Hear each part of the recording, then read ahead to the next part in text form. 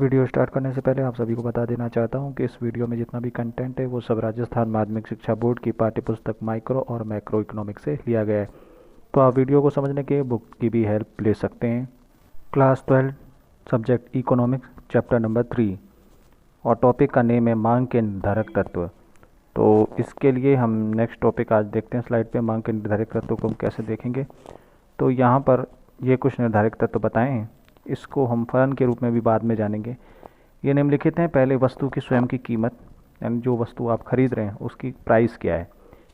फिर नंबर 2 पे है उपभोक्ता की आय, यानी जो उपभोक्ता उस वस्तु को खरीदने के लिए पैसे खर्च कर रहा है उसकी इनकम क्या है, वो कितना पैसा खर्च कर सकता है। तीसरा, उससे रिलेटेड वस्तुएं क्या होती हैं, प्रतिस्थापन और पूरक वस्तुएं।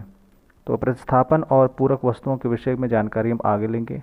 चौथा, उपभोक्ता की रुचि पसंद, मतलब उपभोक्ता क्या चाहता है, उसको क्या डिज़ाइन पसंद है, रंग रूप वगैरह या आकार या क्वालिटी, इस बेस पर उपभोक्ता क्या पसंद करता है। तो ये आपका एक नेक्स्ट निर्धारक तत्व था। और फिर अगला है, और देखिए नेक्स्ट है आपका पाँचवें में लिखा है निर्धारक तत्व में कि भविष्य के बारे में उपभोक्ता की कीमत प्रत्याशाएं।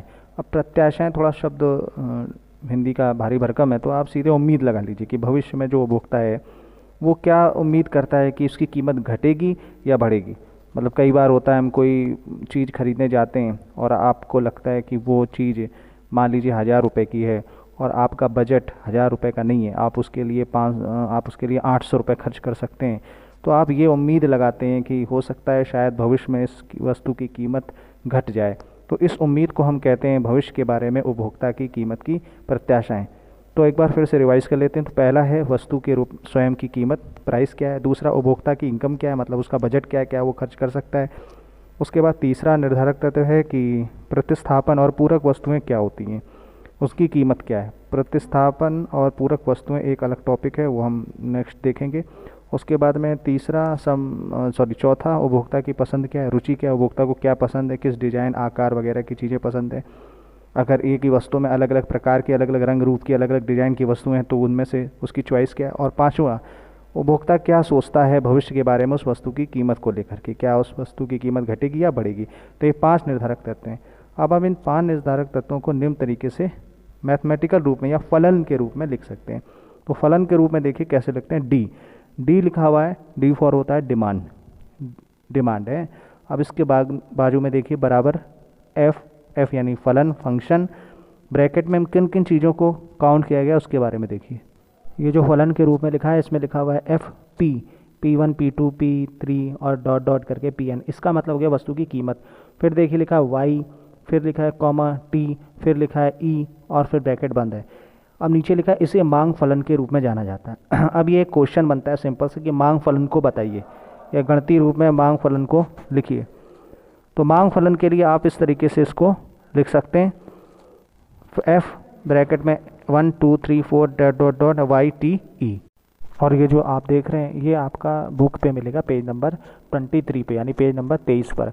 तो पेज नंबर 23 पे ये मांग फलन लिखा है DNF PN P1 P2 dash dash P1 PN और वाई टी ई। अब ये क्या है, P वस्तुओं की कीमत जो हमने पहला मांग का निर्धारक तत्व पढ़ा था। दूसरा है वाई क्या है, उपभोक्ता की आय इनकम, ठीक है।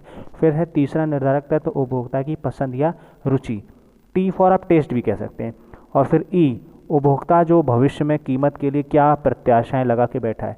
तो इस अगर आप ध्यान से देखेंगे इस पेज को जो लिखा हुआ है इसमें प्रत्याशाएं के नीचे लिखा है उम्मीदें, मतलब उपभोक्ता जो है वो क्या सोचता है कि एक ग्राहक के तौर पे आप क्या सोचते हैं कि वस्तु की कीमत भविष्य में बढ़ेगी या वस्तु की कीमत भविष्य में घटेगी।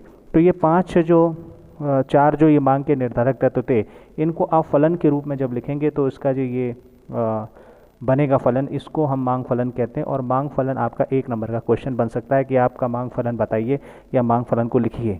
तो आप मांग फलन इस तरीके से लिखेंगे।